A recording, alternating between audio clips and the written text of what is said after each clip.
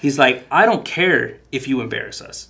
Number one, the clients are they got a good bullshit meter, right? Right. And so they can tell.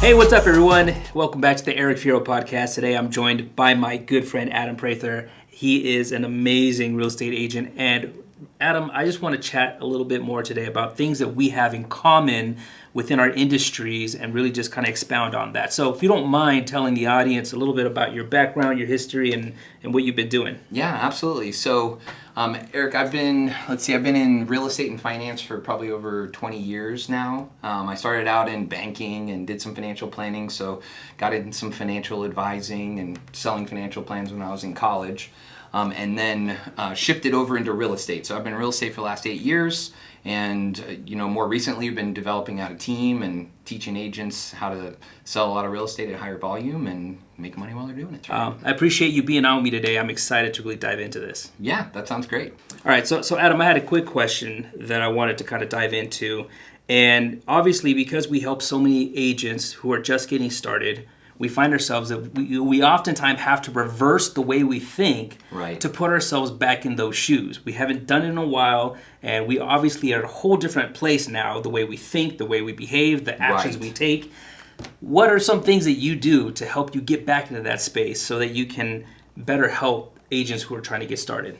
That's a great question, Eric. I think the most important thing is there's two answers to that. One, having regular conversations with agents about their business, where they're at, what their mindsets are. We have to protect our mindsets so much when we're in our businesses. How do we think about this? Just the daily discipline to keep things moving forward. That sometimes it's just the echo of the conversation with an agent that's, whether they've been around a long time or they're just starting, that triggers that. And then, when I hear that conversation come up a few times, I'm like, this might be something that's real valuable to add, and maybe think back through it. Yeah. How about you? Yeah, I honestly, I do.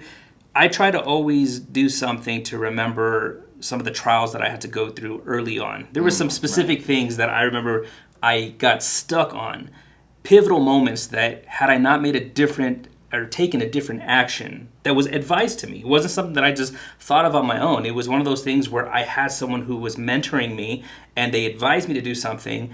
Had I not taken that action, I probably would have been in a much different place today. So I always try to put a pin in it and always try to remember that so that I can easily go back to those times and say, as an example, one of the things that I used to get stuck on was cold calling.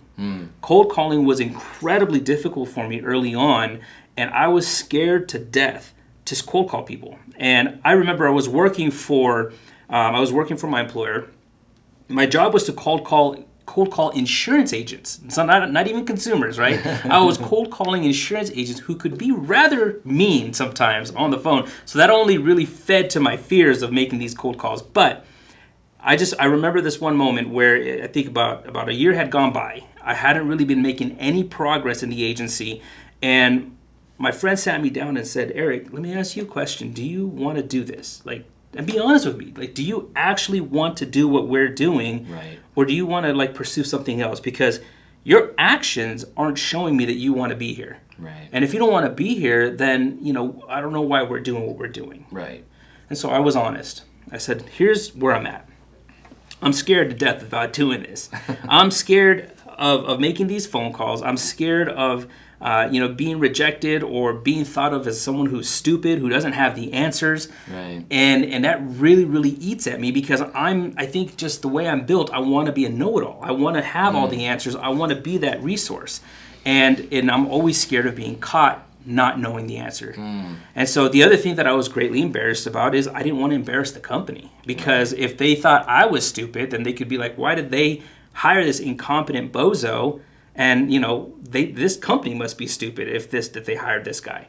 I didn't want to put them in that position. And so the best advice he ever gave me that just freed me from all of this is he looked me dead in my eyes and he said, Eric, I'm going to give you a piece of advice. Stop giving a He's like, I don't care if you embarrass us. I don't care if you make the company sound stupid. Just make the call. Right. And stop planning every single conversation before it happens. Because you know what happened? Every time that I would do that, I would waste 20 minutes before I would dial the call, trying to pre-plan this whole conversation that when I made the call never actually happened. Right. So here I am wasting 20 minutes at a time about a conversation that never actually came to fruition. And yeah, I wasted so much of my time that year. And when he told me to stop caring, he just said, just be reactive. I took his advice. Yeah. I basically zoned out, dialed, waited until someone answered, and then just reacted, right? Nice. And that changed everything. That literally changed everything, where he just gave me the permission to not care. Yeah. Let go. Yeah, that's good. That's so important. That's so important because no matter where you get your leads from, no matter whether you do online leads or in our situations where you do open houses or you knock on doors or whatever it is, like you have to be in these sales conversations. And so, to be successful, whether it's in insurance or in real estate, you've got to be having these conversations. And how do you get in there? And that reminds me of one of the things when I first got into the business. I had a coach that was talking to me, and he's like, people are trained by society. They're trained by their experience to be suspicious of salespeople. Yeah.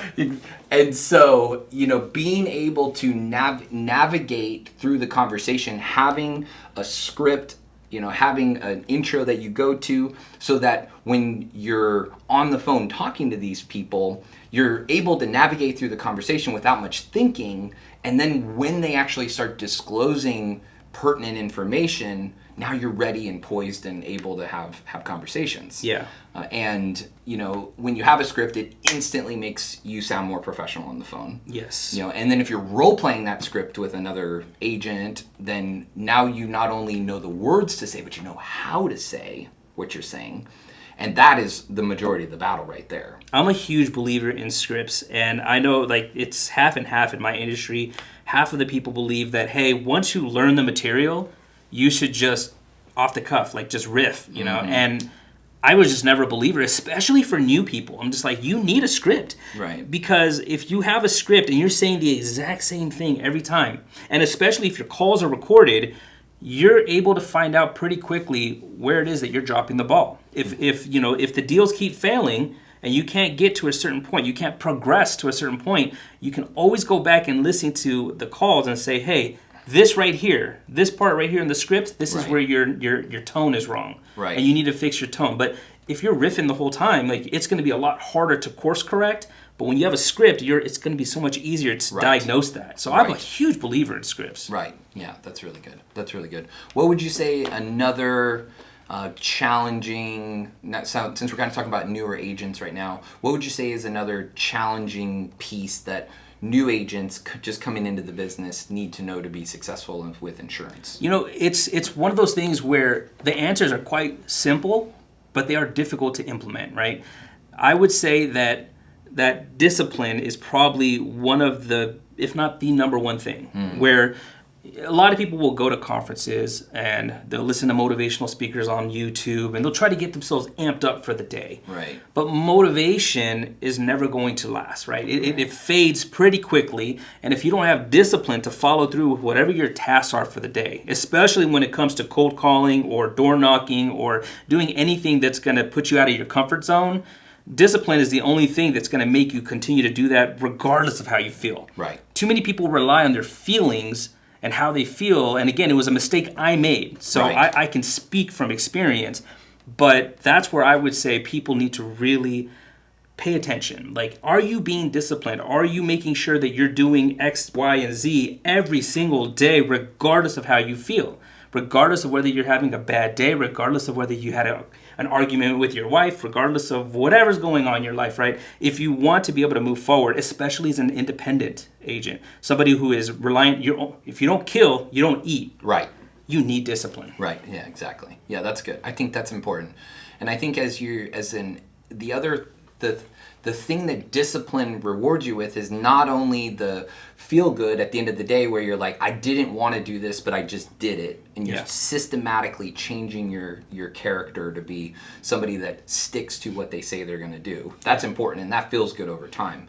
But you start gaining momentum within your prospecting, because you might have 10 phone calls today that you all strike out on, but if you look closer, maybe 1 or 2 of those they tell you to follow up with them in a month. Yeah. And if you start stacking that discipline, stacking all of those opportunities together, then now you're rolling into momentum, and you start setting appointments with people that were from, 3, 6, 9 months ago. Yeah. And when you have all of that backing you, you just get this massive wave and massive momentum. And it's when you stop doing it, and I'm sure you've been in this situation too. Yep. You stop doing it, you're like, oh shoot, I'm like starting over at this point. Yeah. And so I think that the discipline part that brings about the momentum, and that actually helps maintain your mindset as well. For sure. You need to keep a full pipeline if you're going to have any type of success. And I really do believe in also setting short-term goals for yourself. I think a lot of agents, they come into the game and they look at the success of others, right? So if a new agent comes in and sees your success and says, well, I want to be at Adam's level, they believe that they should be at your level within the next 2 months, 3 months, 6 months. Yep. And I think that's, A, you're setting yourself up for failure by thinking that way, but B, you need to have shorter term goals that you can actually achieve, because the way our human body works, right, is that we set these short term goals and we hit them, it releases dopamine in our body. Right. It gives us that happy, feel good, like I did it moment. And then that is what motivates us to continue on. So if we keep setting short term goals that will ultimately get us to where Adam's at, then that's when we're going to find a lot more success, right? We're going to see that we're sticking to what we're doing more often if we try to implement more short term goals and not just look at, hey, I want to be where he's at and I want to be there tomorrow. Right. Because that's not realistic. And I think that's another thing. Like, how do you set that up with agents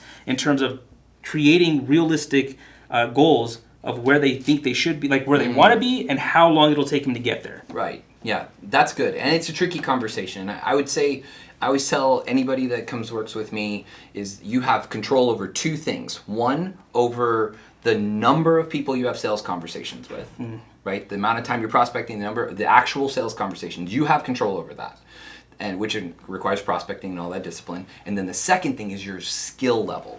So working on your actually being in conversations, and then working on the skills, the sales conversations, the expert tonality training, your versatility training, like whatever those things are to help you convert those opportunities. So I think those are 2 things that when you come into the system, you really only have control over the number of people you talk to. Yeah. And then once you realize, oh, it takes me 100 conversations to convert an appointment, now all of a sudden numbers start to appear and ratios start to appear. And so now I can say to my agents, hey, when you talk to 100 people, you can get 1 appointment. Let's also do a skill development program so we can get that number down. Right.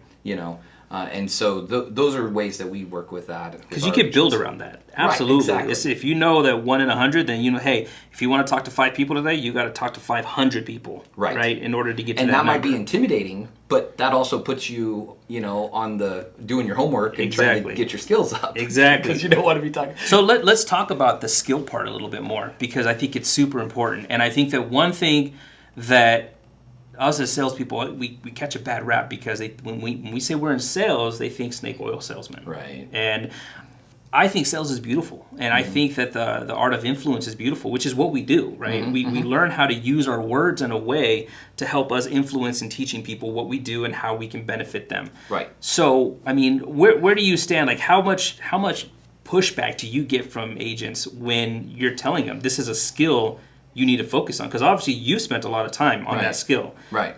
How do agents react to that when you tell them this is a skill that's absolute must? Yeah, I think, and you'll probably agree with me based on your experience too, is they only can hear so much when they're first starting. Yeah. So I can tell them, like, listen, this is one of the hardest jobs in the world, but it's also the most rewarding Yeah. job in the world. And so it's worth it. It's going to be a lot of work. And then they kind of get amnesia about it really quick, and so it's kind of, so with our team, it's really important that we have this overall culture of always improving. And we talk about it a lot, and even me as, somebody that's been in the business for over 8 years now, and much more with financial sales previous to that, I'm still trying to embody the always improving. So if they're seeing that in me, and I'm sure they're seeing that in you, then it's easy for them to hear that from you going forward and needing those reminders and things like that. So I think that's an important factor when it comes to thinking about the skill development. Yeah. So would you say in our culture, in our industry, there's like two sides of the token? Mm-hmm. The one I believe in is that, and it sounds like you did the same thing with real estate. You got to be a producer first. You got to prove that you know what you're doing. And once you've done that, you can go build your team. Right. We have another side that comes in and they start building a team right away as they're like trying to learn sales. And I feel that that's probably not the best way to go. Like my personal feeling, and again, it's an opinion. Right. But I do think that you should spend some time making a track record for yourself and showing that you're competent in something before you go and start trying to teach others to do it. Right. I don't know if it's the same in real estate or not. I completely agree. And I would say that the absence for the folks that, like, what is the gap in that business model? Now, do we see business models out there that thrive? You got somebody from tech, in California, Silicon Valley comes over, they start a company.